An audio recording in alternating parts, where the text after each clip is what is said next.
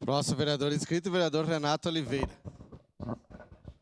Senhor presidente, cedo meu espaço, vereadora Estela. Por cedência de espaço, vereadora Estela Balardim na tribuna.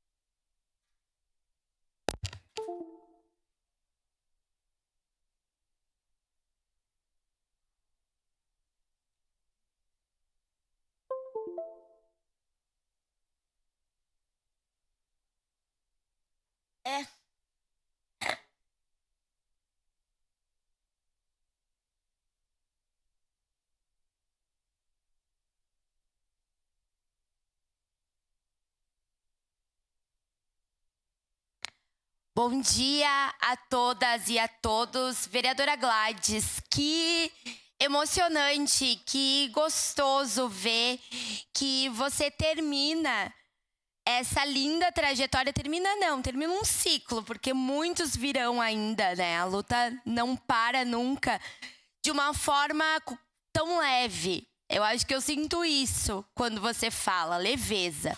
Leveza na certeza de um trabalho bem feito.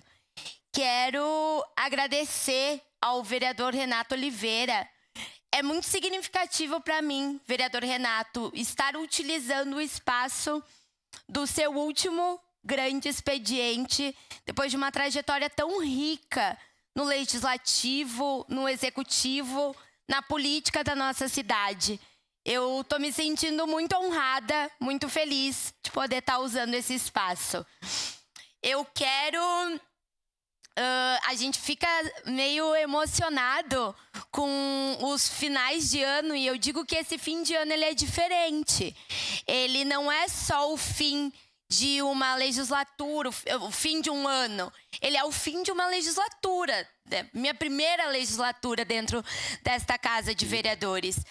Então, é de fato algo muito feliz estar aqui, inclusive para poder prestar contas da nossa ida a Brasília para discutir diversas questões importantes da nossa cidade, que todos nós sabemos.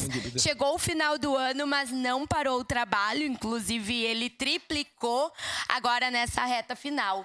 Então eu quero iniciar falando o motivo principal que me levou até lá, que foi um encontro com mais de 200 parlamentares, promovido pela Comissão de Defesa dos Direitos das Mulheres e pela Comissão de Direitos Humanos da Câmara de Deputados Federal, em parceria com o Instituto E Se Fosse Você, onde nós abordamos a questão da violência política de gênero, que infelizmente ainda é uma realidade acima de todos os avanços que nós tivemos enquanto mulheres na política, enquanto mulheres que agora podem votar, que podem ser votadas, que podem ser eleitas, que podem representar uma população. Mas mesmo assim a gente ainda enfrenta muitos desafios, muitas dificuldades que precisam ser debatidos, dores que precisam ser acolhidas, para que a gente consiga cada vez mais se fortalecer para ocupar esse espaço com todo merecimento que nós temos de estar aqui. Nós tivemos a presença das ministras Cida Gonçalves, ministra do Ministério das Mulheres, Aniele Franco, do Ministério da Igualdade Racial, a Sônia Guajajara, ministra dos Povos Indígenas, e a Macaé Evaristo, ministra dos Direitos Humanos e Cidadania. Então, ele foi um encontro muito rico, onde a gente debateu a questão da violência política de gênero atingir não apenas as mulheres que estão envolvidas na política, seja dentro do parlamento, ou seja nos espaços de tomada de decisão dentro dos partidos. É algo que afeta diretamente também os nossos amigos, os nossos familiares, que por vezes também sofrem ameaças. As mulheres enfrentam essa dura realidade de terem os seus corpos ameaçados, a sua prática política ameaçada, mas terem a ameaça também refletida no seu filho, na sua família. E isso é uma realidade muito dura. Eu passei por uma ameaça de morte, eu e a então deputada, na época vereadora Denise Pessoa, e eu me lembro que o maior medo era aquilo. Eu tô chegando em casa com meu enteado. Vai ficar só nós dois em casa. E se tem alguém me esperando no portão? O que eu faço? O que acontece? Então a gente teme, de fato, não só pela oportunidade, pela garantia do direito de estarmos aqui nos posicionando. Mas quando a gente reafirma a existência da violência política de gênero e fala da importância de nós pensarmos formas de enfrentá-la diretamente, a gente está falando que é porque isso nos dá receio sobre as nossas vidas, sobre a nossa integridade física, a integridade física dos nossos familiares, dos nossos amigos, dos nossos apoiadores. Nas redes sociais, a gente vê que isso é ainda mais escancarado. É onde diversas pessoas se sentem à vontade de falar sobre o teu corpo, sobre as tuas condições mentais. Afinal de contas, nenhuma vez que nós mulheres nos exaltamos por estarmos indignadas com alguma pauta, nós somos respeitadas. A gente é sempre louca quando isso acontece. E a gente precisa falar sobre isso. Tem muitas caras aqui incrédulas que isso acontece. Mas é que se a gente vivencia na pele o fato de ser uma vereadora mulher, a gente sabe as dificuldades que a gente enfrenta. É uma pena não ter aqui as minhas colegas vereadoras, porque eu sei que elas passam o mesmo que eu passo. A gente tem a Lei 14.192, de 2021, que ela criminaliza a violência política de gênero. Desde a implementação dessa lei, a gente tem, em média, a cada 7 dias, 30 casos registrados, sendo que uma lei jovem, uma lei recente, de um tema ainda que se inicia a ser explorado, a ser discutido, a ser debatido, e mesmo assim a gente já tem a estatística de, a cada 1 mês, 7 mulheres sofrerem violência política de gênero no nosso país. Eu acho que tem alguns dados que nos mostram o quanto isso se reflete e atinge na prática a possibilidade de nós estarmos aqui, porque todo esse cenário, toda essa conjuntura faz com que nós mulheres tenhamos receio de ocupar esses espaços, tenhamos receio de colocar à disposição não a nossa capacidade parlamentar, mas os nossos corpos, pois é assim que sempre que uma mulher está em algum lugar, ela é vista. A gente tem um aumento de avanços históricos. 17,7% das cadeiras da Câmara de Deputados são ocupados por mulheres. 12,3% no Senado. Mas é importante a gente olhar. É um avanço? É um avanço. Aqui, na nossa Casa Legislativa, a gente também avançou. Seremos a Casa das 7 mulheres. E isso é muito importante. Mas a gente é 52% da população. E nós não somos nem 1/3 desta Câmara.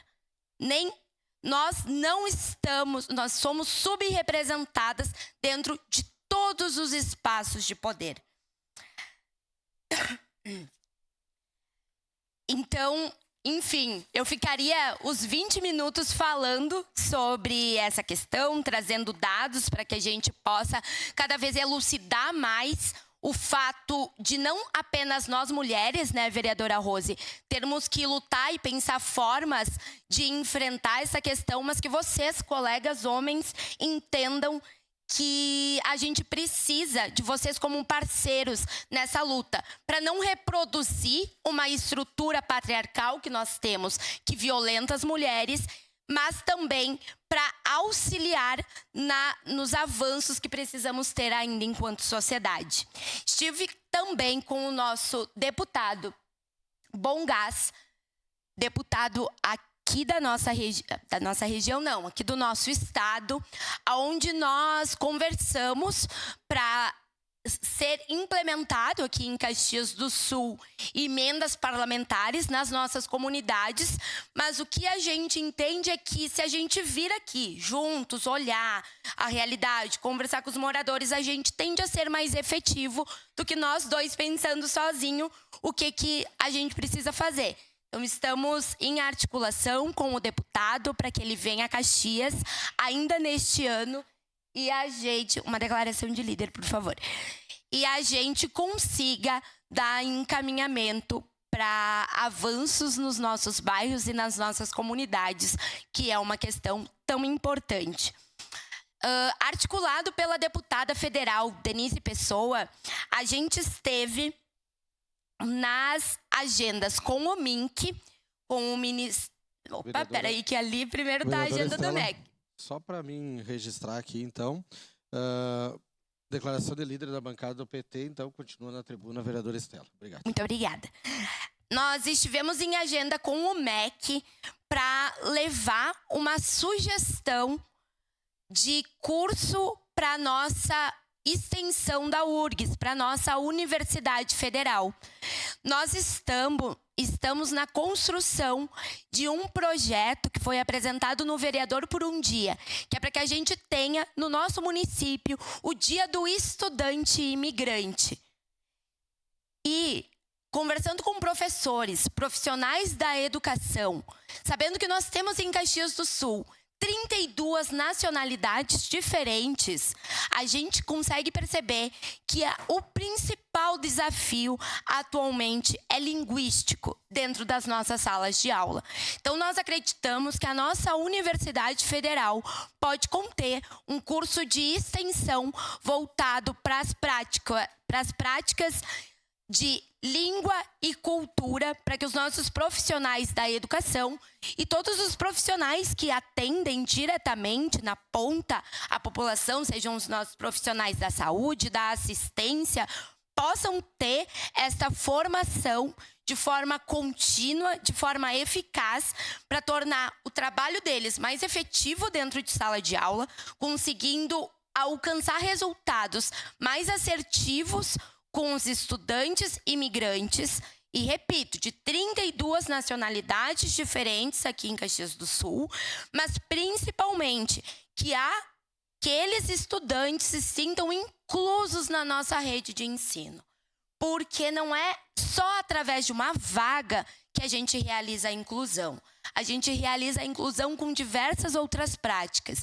Então, a gente está muito esperançoso de que o MEC entenderá a importância dessa sugestão para que a gente tenha esse curso de extensão na nossa Universidade Federal. Nós estivemos também no Ministério da Cultura, no MINC, para tratar sobre a importância do fomento dos pontos de cultura do município de Caxias do Sul. Aqui em Caxias, nós temos 3 pontos de cultura reconhecidos. A Paralela, responsável por um dos principais blocos de carnaval aqui da nossa cidade, o Bloco da Ovelha. Nós temos o Vielas, que faz um trabalho de transformação dentro do Beltrão de Queiroz. E nós temos a Fluência Casa Hip Hop, que também transforma a realidade de crianças e adolescentes dentro da Zona Norte. Então, são pontos muito importantes que precisam ser incentivados. Nós, então, discutindo com as pessoas, chegamos no entendimento de que todo fomento ele está vindo para organização e destinação direta dos municípios. Então, esse ano, através da Aldir Blanc, para Caxias do Sul, foi disponibilizado 3 milhões... 3 mil é pouco, né, Zanquim? 3 mil não dá. 3 milhões e 300 para que a gente tenha o fomento aos nossos artistas, aos nossos pontos de cultura, porque 25% desta verba ela deve ser destinada aos pontos de cultura do município. Então, dentro deste valor, a gente teve utilizado até agora 15 mil, que equivale a 0,51% do valor total. Para que nós recebamos novamente esta ou uma verba maior no ano que vem, nós precisamos ter utilizado 30% deste valor. A gente teve, após o processo eleitoral, a abertura do edital da Aldir Blanc. Os contratos estão sendo fechados no final da semana passada, no início desta semana, com os nossos artistas. Porém, eles irão receber ali, na retinha final do ano, e esses projetos que foram aprovados não poderão ser implementados no ano de 2024. Então, é como se nós ficássemos sempre um ano atrás do fomento da cultura. Então, a gente precisa olhar para a possibilidade, para a necessidade de nós fazermos o edital, a abertura do edital no nosso primeiro semestre, para que a gente não deixe para o segundo semestre, o que acaba fazendo com que os artistas só recebam dia 31 de dezembro. Então, que a gente faça no primeiro semestre, tenha uma política municipal de cultura, que veja esse fomento como uma possibilidade de uma construção de um calendário cultural no nosso município, através dos projetos protocolados pelos nossos artistas. Então, é importante que a gente consiga estar, ano que vem, tendo aqui uma comissão para debater cultura. É essencial que a gente possa debater cultura, porque eu trago isso desde que eu entrei na política. Nós precisamos garantir a todos o direito não somente ao pão, mas também à poesia. Para finalizar, como eu estou falando de cultura, eu não posso deixar de citar o trabalho feito pela nossa secretária de cultura, pela Cris, que realizou diversas formações para que os nossos produtores culturais conseguissem de forma, vou usar de novo esse termo, de forma mais assertiva, participar dos editais, levando então a facilidade nos editais, desburocratizando esse processo, mantendo ele muito transparente, mas menos burocrático e com formações. Então, eu também deixo aqui essa sugestão de que as formações elas têm que continuar, de que as formações elas têm que acontecer, mas que também podemos pensar na possibilidade de fazer um calendário de formações, que elas não ocorram apenas no final do ano, apenas, enfim, no momento em que vai acontecer o edital, mas que a gente consiga estar formando produtores culturais na nossa cidade todo ano, que a gente consiga ter o fomento e a efetividade das práticas de cultura todo ano, através de políticas e planos que estruturem isso a curto, médio e longo prazo. Eu quero agradecer muito a vocês, colegas vereadores e vereadoras. Sem sombra de dúvidas, aprendemos muito uns com os outros. A divergência de ideias, ela nos faz evoluir, ela nos faz refletir, ela nos tira da nossa zona de conforto, aonde por vezes podemos nos acomodar. Então é isso. Essa casa não permitiu que eu me acomodasse. Essa casa não permitiu que eu estagnasse. E eu agradeço aos embates, agradeço às construções que podemos fazer coletivamente e agradeço a essa primeira legislatura que me ensina não só a ser uma parlamentar melhor, mas principalmente uma pessoa melhor. Muito obrigada. Obrigado.